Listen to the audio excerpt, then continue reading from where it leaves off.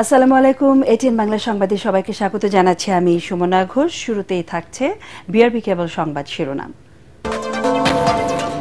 বিচার বিভাগের পূর্ণ নিয়ন্ত্রণ সুপ্রিম কোর্টের হাতে, হাইকোর্টের ঐতিহাসিক রায়। সংবিধানের ১১৬ অনুচ্ছেদ বাতিল, ৩ মাসের মধ্যে পৃথক সচিবালয় গঠনের নির্দেশ। জুলাই আন্দোলন দমাতে সাবেক স্বরাষ্ট্রমন্ত্রী ডিবি হারুনকে সমন্বয়কদের আটকের নির্দেশ দিয়েছিলেন ট্রাইব্যুনালে চৌধুরী মামুন। 18 নির্বাচনে শেখ হাসিনাকে ব্যালট বাক্স ভরার পরামর্শ দেন জাবেদ পাটোয়ারি। আজ 7টি দল ও 1টি সংগঠনের সাথে প্রধান উপদেষ্টার বৈঠক। যমুনায় বিকেল 5টায় শুরু হবে আলোচনা।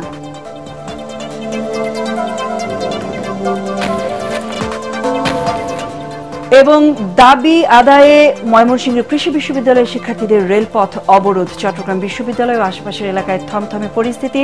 144 ধারা মধ্যরাত পর্যন্ত বৃদ্ধি। শুনছিলেন বিআরবি কেবল সংবাদ শিরোনাম। এবারে বিস্তারিত সংবাদ।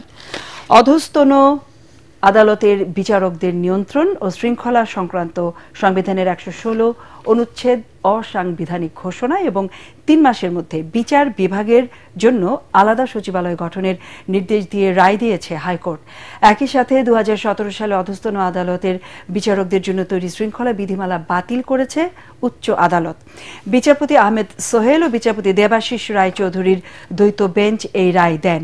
রায়ে ১৭২ সালে সংবিধানের ১১৬ অনুচ্ছেদ পুনর্বহাল করতে বলেছেন হাইকোর্ট। এর ফলে বিচার বিভাগের স্বাধীনতা পরিপূর্ণভাবে প্রতিষ্ঠিত হল বলে জানিয়েছেন আইনজীবীরা।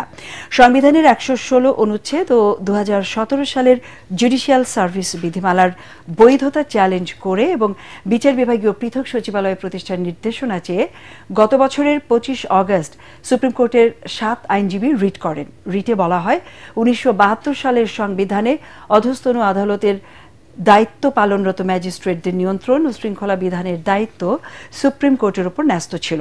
১৯৭৪ সালে সংবিধানের ৪র্থ সংশোধনীর মাধ্যমে এই দায়িত্ব রাষ্ট্রপতির উপর ন্যস্ত করা হয়।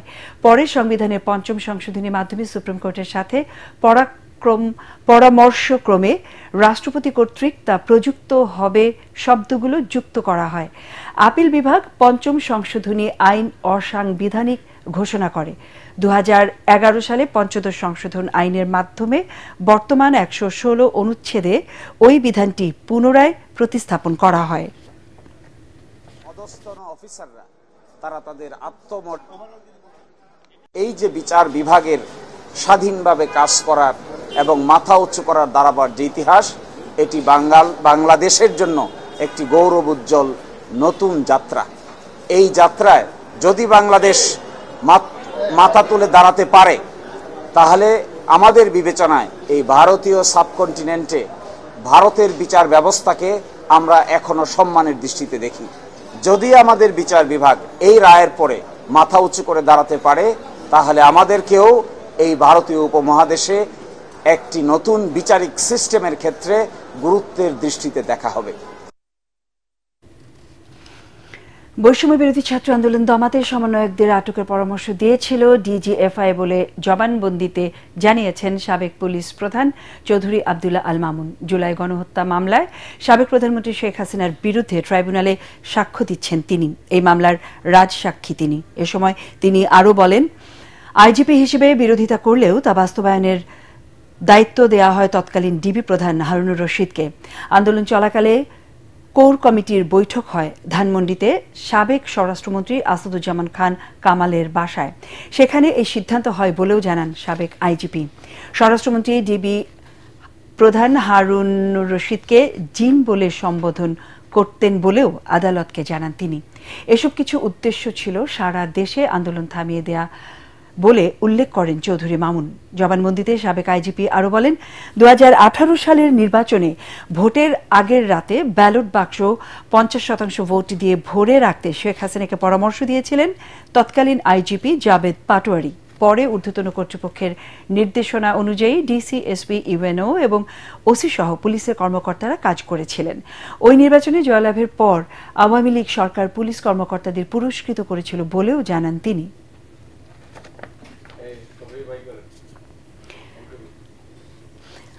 প্রধান উপদেষ্টা অধ্যাপক মোহাম্মদ ইউনূস বিকেল বিকেলে 7টি রাজনৈতিক দলের সাথে বৈঠক করবেন। রাষ্ট্রীয় অতিথি ভবন যমুনায় বিকেল 5টায় এই বৈঠক অনুষ্ঠিত হবে।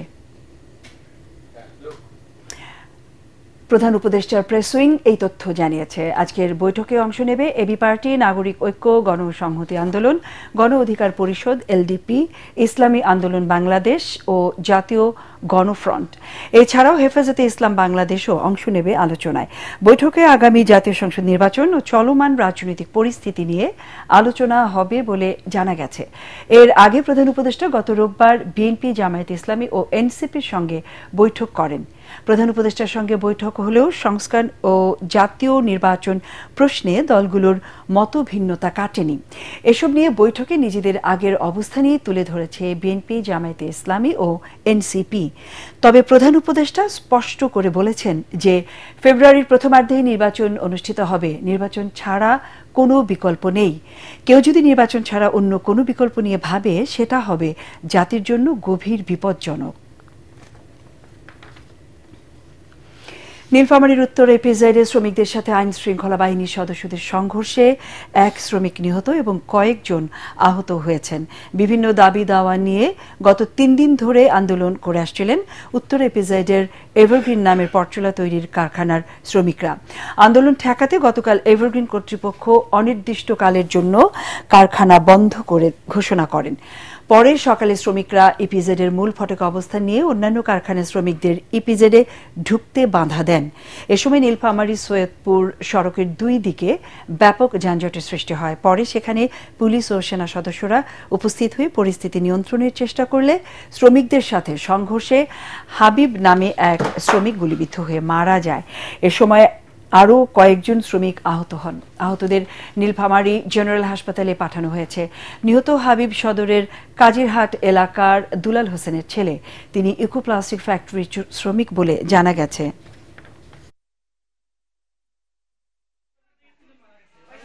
আমাদের দাবি ছিল শ্রমিক ছাঁটাই করা যাবে না, ন্যায্য মূল্য দিতে হবে। আমাদের যারা 10-11 বছর 15 বছর চাকরি করছে তাদের 50,000 টাকা দিয়ে বের করে দিতেছে। আমার ভাইটারে আমার গুলি করার সঙ্গে সঙ্গে সে আমার গায়ে পড়ে পড়ছে। দেখেন আমার গা পাখি। কিন্তু কোম্পানি তো কোনো ক্ষতি করা হয়নি, কোম্পানির গেটে তো কোনো ভাঙচুর করা হয়নি। তাহলে ওরা কিভাবে পাবলিকের উপর মারধরটা করে আর পাবলিক ওরা কিভাবে গুলিটা করে?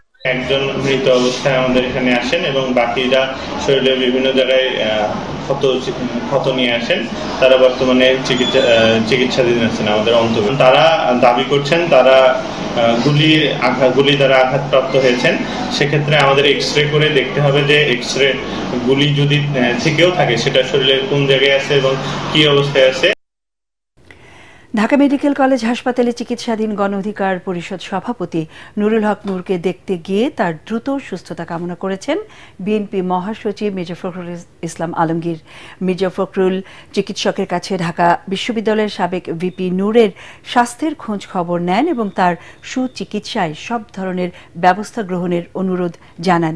এর আগে রাজধানীর একটি হাসপাতালে গিয়ে সোমবার রাতে বিজয়নগর এলাকায় দুর্বৃত্তদের হামলায় গুরুতর আহত জাগপার একাংশের সভাপতি খন্দকার লুৎফর রহমানকে দেখতে যান বিএনপি মহাসচিব।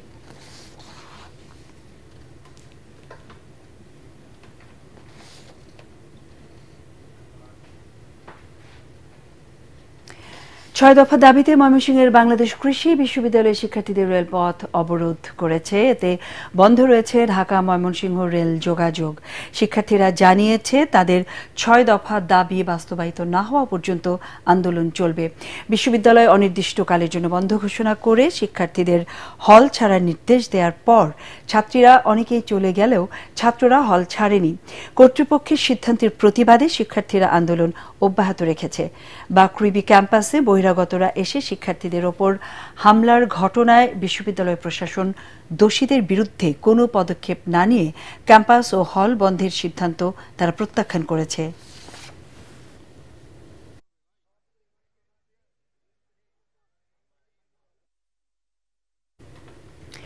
দর্শক, ময়মনসিংহের বাংলাদেশ কৃষি বিশ্ববিদ্যালয়ের সবশেষ খবর জানাচ্ছেন আমাদের প্রতিনিধি শাহ আলম উজ্জ্বল।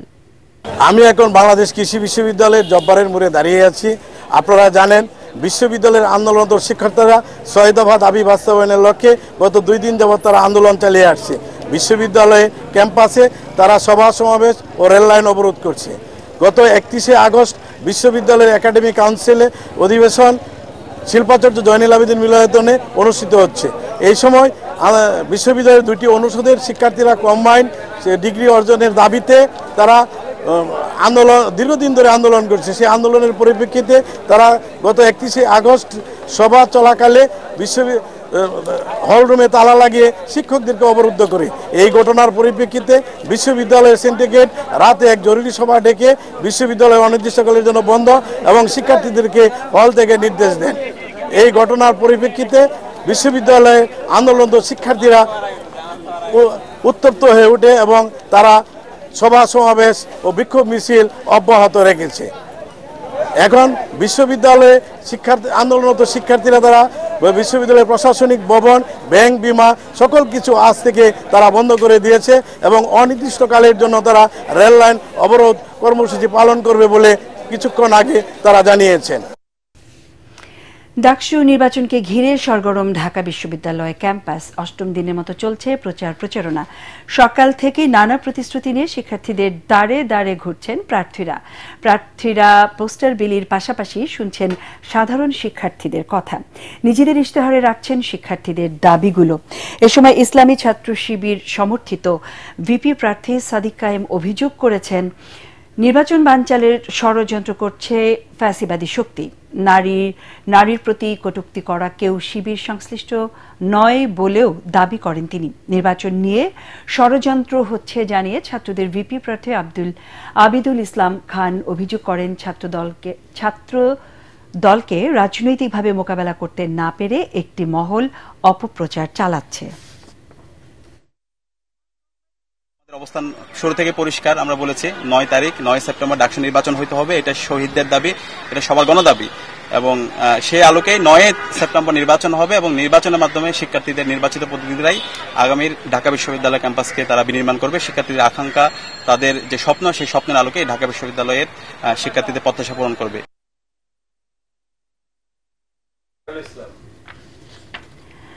দর্শক, এই মুহূর্তে ঢাকা বিশ্ববিদ্যালয়ে রয়েছেন আমাদের সহকর্মী খায়রুল ইসলাম। আমরা এখন তার সাথে সরাসরি যুক্ত হচ্ছি।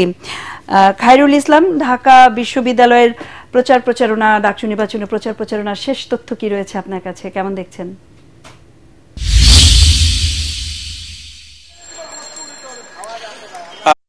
আপনাকে যদি আমি এক কথায় বলি, ডাকসু নির্বাচনকে কেন্দ্র করে কিন্তু পুরো ঢাকা বিশ্ববিদ্যালয়ে কিন্তু নির্বাচনী আমেজ বইছে। আজকে কিন্তু আপনার নির্বাচনের 8ম দিন, আর এই 8ম দিনে কিন্তু প্রার্থীরা তাদের প্রচারণা চালাচ্ছেন, শিক্ষার্থীদের দ্বারে দ্বারে যাচ্ছেন এবং সেখানে গিয়ে শিক্ষার্থীদের নানা প্রতিশ্রুতি দিচ্ছেন, নিজেদের পোস্টার বিলি করছেন এবং নানা আশ্বাসও কিন্তু তারা দিচ্ছেন এবং শিক্ষার্থীদের কথাও কিন্তু তারা শুনছেন।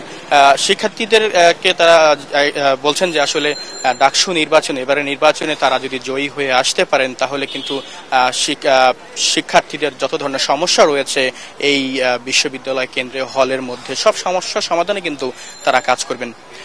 এছাড়া কিন্তু গতকালকে একটি ঘটনা ঘটে। ঘটনাটি হচ্ছে ঢাকা বিশ্ববিদ্যালয়ের এক শিক্ষার্থী সামাজিক যোগাযোগ মাধ্যম ফেসবুকে আর এক নারী শিক্ষার্থীকে গণধর্ষণের হুমকি দেন এবং সেই হুমকির কারণেই কিন্তু সকাল থেকে কিন্তু বিশ্ববিদ্যালয়ের মধ্যে আমরা প্রার্থীদের মধ্যে এক ধরনের ক্ষোভ দেখেছি। আর এই ক্ষোভের ধারাবাহিকতায় কিন্তু সকালবেলা ছাত্রদলের পক্ষ থেকে কিন্তু একটি বিক্ষোভ মিছিলও করেন। বিক্ষোভ মিছিলটি টিএসসি থেকে শুরু হয়ে প্রশাসনিক ভবন হয়ে সিনেট ভবনে গিয়ে শেষ হয় এবং সেখানে গিয়েও কিন্তু ছাত্রদলের নেতৃবৃন্দরা কথা বলেন। তারা আসলে বলেন সেই হুমকিকারীকে আইনের আওতায় এনে তার ছাত্রত্ব বাদ দিতে হবে, অন্যথায় বিশ্ববিদ্যালয়ের সাধারণ শিক্ষার্থীরা এই বিষয়টি মেনে নিবে না। সে সাথে কিন্তু অনেকেই সেই হুমকিকারীকে ছাত্র শিবিরের কর্মী বলেও কিন্তু বলেছেন। তবে ছাত্র শিবির থেকে একটি বিষয় জানিয়েছেন যে গণধর্ষণ হুমকিকারী আলী আরশাদ তিনি আসলে ছাত্র শিবিরের কর্মী নয় বলে কিন্তু ছাত্র শিবির থেকে জানানো হয়েছেন এবং এই গণধর্ষণ হুমকিকারীর বিরুদ্ধে তারাও কিন্তু আইনানুগ ব্যবস্থা নেওয়ার দাবি জানিয়েছেন, এর তীব্র নিন্দা করেছেন। তারা কিন্তু প্রেস ক্লাবে 2টার পরে সংবাদ সম্মেলন করার কথা ছিল, বিক্ষোভ মিছিল করার কথা রয়েছে। এছাড়াও কিন্তু গতকালকে আরো একটি নাটকীয় ঘটনা ঘটে, সেটি হচ্ছে আসলে হাইকোর্টের পক্ষ থেকে জানানো হয় যে 9 সেপ্টেম্বরের ডাকসু নির্বাচন স্থগিত করা হয়েছে। আর সেই রায়কে কেন্দ্র করে কিন্তু পুরো বিশ্ববিদ্যালয় ক্যাম্পাস জুড়ে কিন্তু এক ধরনের বিক্ষোভ দেখা গিয়েছে। আর তার কিছুক্ষণ পরে কিন্তু আবার চেম্বার আদালত সেই রায়টিকে স্থগিত করে। এবং এই নাটকীয় সব জিনিস দেখে শিক্ষার্থীরা, প্রার্থীরা সকলেই বলছেন যে আসলে ডাকসু নির্বাচনকে কেন্দ্র করে একটি চক্র ষড়যন্ত্র চালাচ্ছে। এবং তারা এও বলছেন যে আসলে কোনো ষড়যন্ত্রই কাজে আসবে না, 9 সেপ্টেম্বরই ডাকসু নির্বাচন হবে এবং শিক্ষার্থীরাই তাদের যোগ্য প্রার্থীকে বেছে নিবে। এই ছিল ঢাকা বিশ্ববিদ্যালয় ক্যাম্পাস থেকে আমার কাছে সর্বশেষ খবর। খায়রুল ইসলাম, আপনাকে অসংখ্য ধন্যবাদ আমাদের সাথে যুক্ত থাকার জন্য। এবার জানিয়ে দেব এক্সপেল ডুয়াল অ্যাকশন এরোসল দুঃখিত ইসলামপন্থী রাজনৈতিক দলগুলো পিআর পদ্ধতির দাবি তুলে সরকার ঘোষিত সময়ে অনুষ্ঠিতব্য নির্বাচন বানচালে ষড়যন্ত্র করছে বলে মন্তব্য করেছেন কয়েকটি রাজনৈতিক দলের নেতারা। তারা বলেন, বাংলাদেশকে বিপদগ্রস্ত করতে না চাইলে ফেব্রুয়ারির মধ্যে নির্বাচন দিতে হবে। রাজধানী সেগুনবাগিচায় ঢাকা রিপোর্টার্স ইউনিট মিলনায়তনে গণতন্ত্র মঞ্চ আয়োজিত আলোচনা সভায় তারা এসব কথা বলেন। বর্তমান সরকার আমলে আইন শৃঙ্খলা পরিস্থিতি অবনতির কঠোর সমালোচনা করে নেতারা বলেন, প্রতিহিংসা ও প্রতিশোধের রাজনীতি করতে যে জনবিচ্ছিন্ন হয়ে পড়েছে সরকার। দেশের শান্তি প্রতিষ্ঠার লক্ষ্যে দলগুলোর মধ্যে বিভাজন কমিয়ে আনার আহ্বান জানান নেতারা। বর্তমান রাজনৈতিক বাস্তবতা ও করণীয় শীর্ষক এই আলোচনা সভায় অন্যান্যের মধ্যে বিপ্লবী ওয়ার্কার্স পার্টি, গণসংহতি আন্দোলন, নাগরিক ঐক্য ও জেএসডি নেতারা বক্তব্য রাখেন। প্রফেসর ইউনূসকে আমি বলি, ওই রকম করে আপনার দৃঢ়তা দেখার তো কোনো দরকার নাই, নির্বাচন হবেই। আরে আপনি বললে তো হবে না, আপনি বললে তো পাথর আটকাতে পারেন না, আপনি বললে বালু আটকাতে পারেন না, আপনি বললে মেয়ের ধর্ষণ আটকাতে পারেন না। কারণ আপনি যে গভর্নমেন্ট চালান সেই গভর্নমেন্ট সম্পর্কে আপনি পরিপূর্ণভাবে জানেনও না, তারপর আপনার নিয়ন্ত্রণ নাই। বাংলাদেশে কোন পদ্ধতিতে নির্বাচন হবে, বাংলাদেশের সংসদের কাঠামো কি হবে, বাংলাদেশের ক্ষমতার বিন্যাস কাঠামো কি হবে, সেটা নিয়ে জনগণের কাছে যাওয়া দরকার। আগামী নির্বাচনে ফয়সালা হবে, জনগণ ভোট দিয়ে ঠিক করবে বাংলাদেশের ভবিষ্যৎ কি হবে। শেখ হাসিনার ফ্যাসিবাদের অন্যতম সহযোগী জাতীয় পার্টিকে আইনের আওতায় এনে বিচার করার দাবি জানিয়েছেন বিএনপির সিনিয়র যুগ্ম মহাসচিব রুহুল কবির রিজভী। জাতীয় প্রেসক্লাবে বিএনপির ভারপ্রাপ্ত চেয়ারম্যান তারেক রহমানের 18তম কারামুক্তি দিবস উপলক্ষে উত্তরাঞ্চল ছাত্র ফোরাম আয়োজিত আলোচনা সভায় তিনি একথা বলেন। রিজভী বলেন, তবে বেআইনিভাবে কোনো দলের উপর হামলা নিপীড়নকে বিএনপি সমর্থন করে না। শেখ হাসিনার আমলে জিয়া পরিবারের উপর অবর্ণনীয় রাষ্ট্রীয় নিপীড়ন চালানো হয়েছে বলেও অভিযোগ করেন রিজভী। শেখ হাসিনার আওয়ামী ফ্যাসিবাদকে কারা রক্ষা করেছে, জনগণের লক্ষ কোটি টাকা পাচারের সুবিধা করে দিয়েছে, তার মধ্যে একটি হচ্ছে জাতীয় পার্টি। বিএনপি কখনো কোনোভাবে কোনো অবস্থাতেই বেআইনি কোন ধরনের অত্যাচার, নির্যাতন, নিপীড়ন এটাতে বিশ্বাসী নয়। বাংলাদেশের সংস্কার কার্যক্রমে উন্নয়ন সহযোগী হয়ে বন্ধুর মতো সবসময় পাশে থাকার অঙ্গীকার করেছেন ইউরোপীয় ইউনিয়নের রাষ্ট্রদূত মাইকেল মিলার। এলডিসি পরবর্তী অর্থনৈতিক সংকট মোকাবেলায় বাণিজ্যিক সহযোগিতা দিয়ে যাওয়ার আশ্বাস দেন তিনি। রাজধানী মতিঝিলে ঢাকা চেম্বারের আলোচনা সভায় এসব কথা বলেন তিনি। আলোচনায় বাণিজ্য সচিব মাহবুবুর রহমান বলেন, 1 মাসের মধ্যেই বাণিজ্যিক আদালতের খসড়া চূড়ান্ত করবে বাণিজ্য মন্ত্রণালয়। দেশের অর্থনৈতিক উন্নয়নে বিদেশি বিনিয়োগ বাড়ানোর বিকল্প নেই বলেও জানান বক্তারা। ডিসিসিআই সভাপতি বলেন, দ্রুত উন্নয়নশীল অর্থনীতির দেশে পরিণত হয়েছে, তবে বাণিজ্য ও বিনিয়োগ বৃদ্ধির সঙ্গে সঙ্গে বিরোধ ও মামলা জট বাড়ছে। The European Union, we are standing together with your government to help it deliver reforms in line with the expectations of your citizens and your business, and reforms that are supported by economic as well as political stakeholders. Recently argued that the European Union-Bangladesh relationship is strategic in nature and it has respect for rights and the creation of economic opportunity at its core. Bangladesh build prosperity, promote sustainable growth and mobilize European investments. দেশ জুড়ে ডেঙ্গুর প্রকোপ অব্যাহত রয়েছে। গত 24 ঘন্টায় dengue জ্বরে আক্রান্ত হয়ে সারা দেশে 552 জন নতুন রোগী হাসপাতালে ভর্তি হয়েছে। তবে স্বস্তির বিষয়, এই সময়ে কোনো মৃত্যুর খবর পাওয়া যায়নি। স্বাস্থ্য অধিদপ্তর এক বিজ্ঞপ্তিতে এসব তথ্য জানায়। ডেঙ্গু ও চিকুনগুনিয়া সহ মশাবাহিত বিভিন্ন ভয়াবহ রোগের প্রাদুর্ভাব বেড়েই চলেছে। নিজেকে এবং পরিবারের সবাইকে মশা থেকে সম্পূর্ণ সুরক্ষিত রাখতে ঘরে ব্যবহার করুন এক্সপেল ন্যাচারাল এরোসল, আর ঘরের বাইরে সাথে রাখুন Xpel natural mosquito repellent spray, যা সরাসরি ত্বকে ব্যবহার করা যায়। ডিবেট ফর ডেমোক্রেসির চেয়ারম্যান ও এটিএন বাংলার বার্তা পরিচালক হাসান আহমেদ চৌধুরী কিরণের পিতা বিশিষ্ট ব্যবসায়ী আলহাজ মকবুল আহমেদ চৌধুরীর প্রথম জানাজা সকালে মরহুমের জন্মস্থান লক্ষ্মীপুর জেলার রামগঞ্জের রসুলপুর গ্রামে অনুষ্ঠিত হয়েছে। এ সময় উপস্থিত ছিলেন ইসলামী ব্যাংক প্রধান কার্যালয়ের প্রধান কর্মকর্তা মোহাম্মদ জাকির হোসেন, ইবনে সিনার অধ্যাপক ডাক্তার হাসানুল বান্না, লক্ষ্মীপুর জেলা জামাতের শ্রমিক কল্যাণের সভাপতি মমিন উল্লাহ পাটোয়ারি, রামগঞ্জ উপজেলা জামাতের আমির সহ অন্যান্যরা। দ্বিতীয় জানাজা বাদ এশা মোহাম্মদপুর সলিমুল্লাহ রোড সংলগ্ন ঈদগাহ মাঠে অনুষ্ঠিত হবে। জানাজার শেষে মরহুমকে মোহাম্মদপুরের ঈদগাহ মাঠ কবরস্থানে দাফন করা হবে। আজ আসর ওয়াক্ত থেকে এশার নামাজের আগ পর্যন্ত মরহুমকে ঢাকায় মোহাম্মদপুর শেরশাহসুরি রোডের বাসায় সর্বজনের শ্রদ্ধা নিবেদনের জন্য রাখা হবে। গতকাল সোমবার বিকেল 5:30টায় হৃদরোগে আক্রান্ত হয়ে রাজধানীর ইউনাইটেড হাসপাতালে তিনি মৃত্যুবরণ করেন। মৃত্যুকালে তার বয়স হয়েছিল 85 বছর। তিনি স্ত্রী, 2 পুত্র, 1 মেয়ে, পুত্রবধূ, নাতিসহ অসংখ্য গুণগ্রাহী রেখে গেছেন। মরহুমের পরিবারের পক্ষ থেকে সকলের কাছে দোয়া কামনা করা হয়েছে। গুণী এই মানুষের বিদায়ে শোকাহত এটিএন বাংলা পরিবার।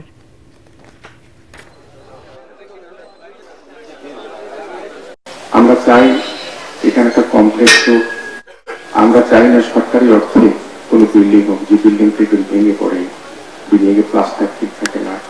আমরা চাই এখানে আমাদের মেয়েদের জন্য একটা খেলার মাঠের মতো ব্যবস্থা হোক, একটা ছোট্ট মসজিদ হোক, নামাজ ঘর হোক, সবকিছু আমরা চাই। আমার বাবার আজকে এই জানাজার সময় আপনাদের কাছে বলছি, আপনারা সবাই সহযোগিতা করলে যে খরচ, সেই খরচ নিয়ে আমরা অলরেডি আমাদের পারিবারিক পরিকল্পনা হয়ে গেছে কিভাবে আমরা সেই খরচটা মেটাবো। আমি তার বড় চলে এসে আপনার কাছে ক্ষমা প্রার্থনা করছি। আমার বাবা জানতে অজান্তে ভুলবশত কোথাও কাউকে যদি কিছু কষ্ট করে দিয়ে থাকে, আপনারা আমার বাবাকে ক্ষমা সুন্দর দৃষ্টিতে দেখবেন। পূবালী ব্যাংক বাণিজ্য সংবাদ।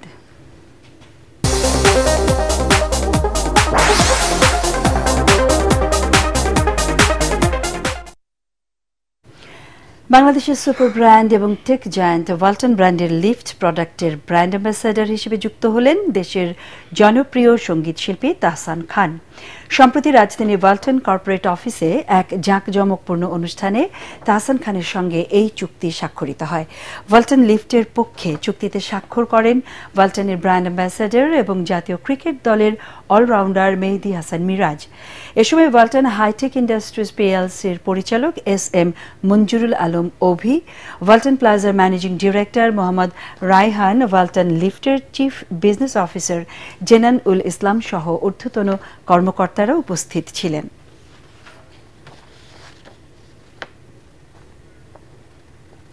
আল আরাফা ইসলামী ব্যাংক অর্থ সংবাদ।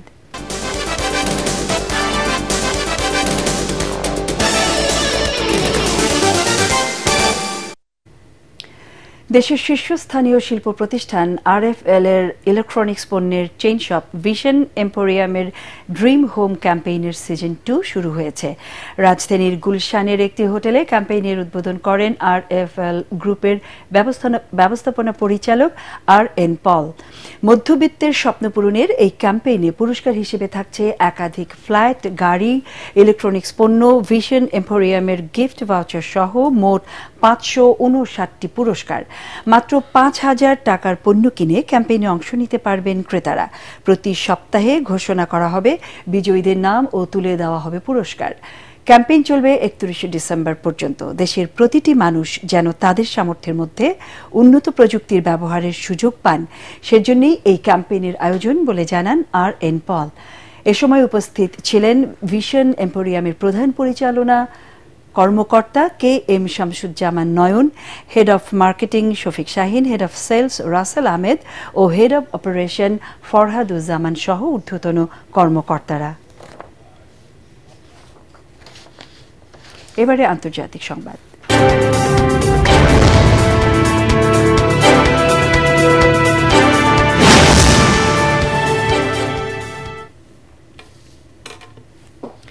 ক্রমশ উষ্ণ হতে থাকা ভারত ও রাশিয়ার বাণিজ্যিক সম্পর্কের কড়া সমালোচনা করেছেন মার্কিন প্রেসিডেন্ট ডোনাল্ড ট্রাম্পের বাণিজ্য উপদেষ্টা পিটার নাভারো।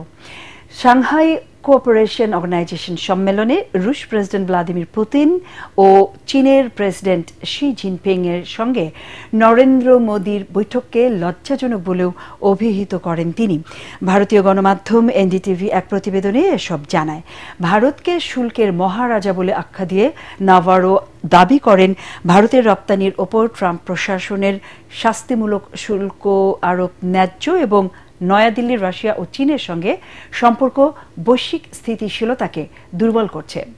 এদিকে ফক্স নিউজে দেয়া সাক্ষাৎকারে ভারতের সাথে বাণিজ্য বিরোধ দ্রুতই সমাধানের আশা করেছেন মার্কিন ট্রেজারি সেক্রেটারি স্কট বেসেন্ট। তার দাবি চলমান সপ্তাহেই বিষয়গুলো সমাধানের চেষ্টা শুরু হবে। এবারে খেলার খবর।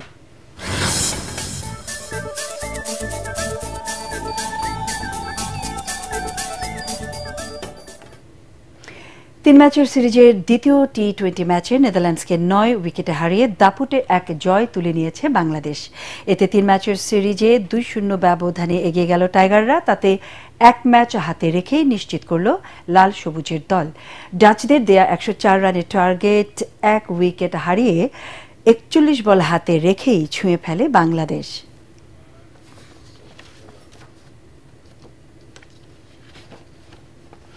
একটি ঘোষণা। ATN বাংলার নাম ব্যবহার করে সাংবাদিক পরিচয়ে কতিপয় ব্যক্তির বিরুদ্ধে সংবাদ সংগ্রহের নামে দেশের বিভিন্ন স্থানে চাঁদাবাজির অভিযোগ পাওয়া যাচ্ছে। এই ধরনের চাঁদাবাজ ও ভুয়া নাম ব্যবহারকারীদের নিকটস্থ থানায় সোপর্দ করার জন্য অনুরোধ জানাচ্ছেন ATN বাংলা কর্তৃপক্ষ। এছাড়াও প্রতিষ্ঠানটিতে সাংবাদিক ও জনবল নিয়োগের ভুয়া বিজ্ঞাপন দিয়ে একটি চক্র প্রতারণা করছে। বর্তমানে ATN বাংলায় কোনো ধরনের নিয়োগ প্রক্রিয়া চলছে না। নিয়োগ নিয়ে কারোর সাথে আর্থিক লেনদেন না করার অনুরোধ জানাচ্ছে ATN বাংলা কর্তৃপক্ষ। সংবাদ শেষ করব তার আগে BRB কেবল সংবাদ শিরোনাম আরও একবার। বিচার বিভাগের পূর্ণ নিয়ন্ত্রণ সুপ্রিম কোর্টের হাতে। হাইকোর্টের ঐতিহাসিক রায়। সংবিধানের 116 অনুচ্ছেদ বাতিল। 3 মাসের মধ্যে পৃথক সচিবালয় গঠনের নির্দেশ। জুলাই আন্দোলন দমাতে সাবেক স্বরাষ্ট্রমন্ত্রী জিবি হারুনকে সমন্বয়কদের আটকের নির্দেশ দিয়েছিলেন ট্রাইব্যুনালের চৌধুরী মামুন। 18 নির্বাচনে শেখ হাসিনাকে ব্যালট বাক্স ভরার পরামর্শ দেন জাবেদ পাটোয়ারি। আজ 7টি দল ও 1টি সংগঠনের সাথে প্রধান উপদেষ্টার বৈঠক। যমুনায় বিকেল 5টায় শুরু হবে আলোচনা।